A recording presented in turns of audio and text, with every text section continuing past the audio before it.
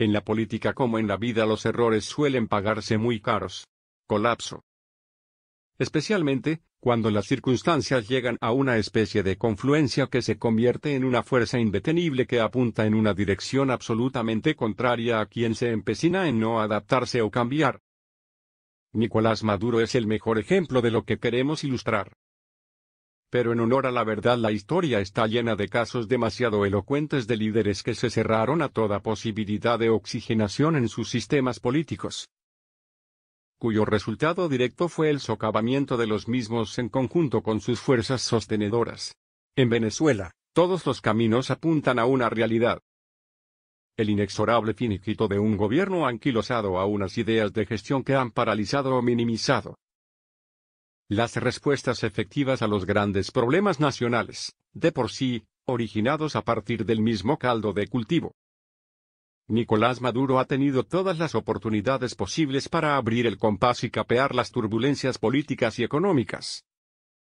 Pero en su aferramiento al poder y a sus argumentaciones ideológicas, escogió una ruta que le fue exitosa para surfear hasta ahora las primeras.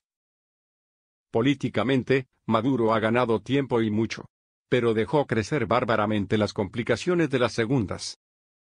Supo dividir al mundo opositor venezolano cuando éste le propinó la más dura derrota en 2015.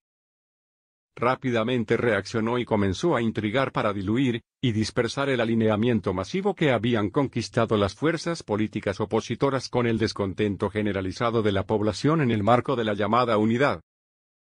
Movió sus fichas institucionales y neutralizó internamente a la Asamblea Nacional. Además, hizo la jugada maestra más efectiva de su gerencia política.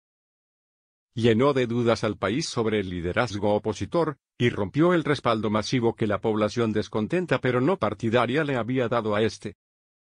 Logró resquebrajar la unidad y debilitó la esperanza de cambio por 3 años más.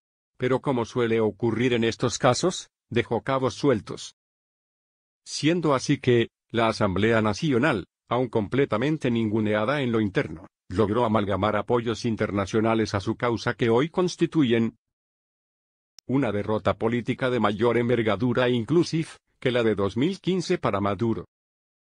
En el plano económico y de gestión pública, los éxitos no existen para Maduro. La consecuencia de esto lo vivimos a diario con más intensidad.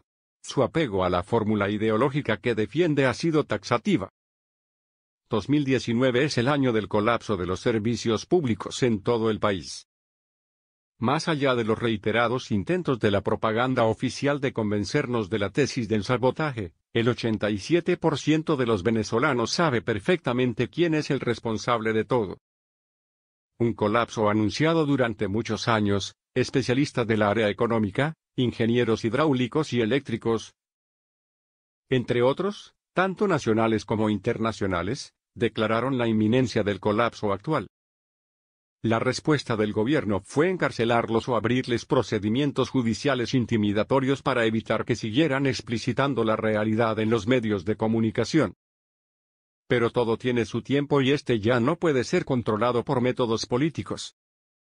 Inclusive, en el área económica, el gobierno secuestró los indicadores oficiales sin ninguna explicación clara o contundente.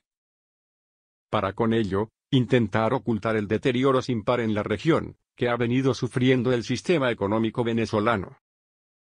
Y frente a ello, todos los acontecimientos desarrollados a partir del 5 de enero de este año apuntan en una sola dirección: el fin de un ciclo político. Nicolás Maduro optó por cerrarse y aferrarse. Política y económicamente se ha estado asfixiando a sí mismo, aun cuando mantiene aliados importantes como China y Rusia. La situación interna y los niveles de descontento crecen abrumadoramente. Esto está permeando en los estamentos militar, institucional y político que lo respaldan aún, y va a provocar su inexorable final al frente del poder en Venezuela. No cabe duda, estos procesos marcan pauta y sacuden las estructuras de poder y con más facilidad, aquellas que se rigidizan más. Puede maniobrar políticamente aún, pero la avalancha social está creciendo a un punto de no retorno, siempre y cuando no se desmonte con un gran sacrificio público que, en este caso, solo puede ser el de Nicolás Maduro. El que tenga ojos que vea.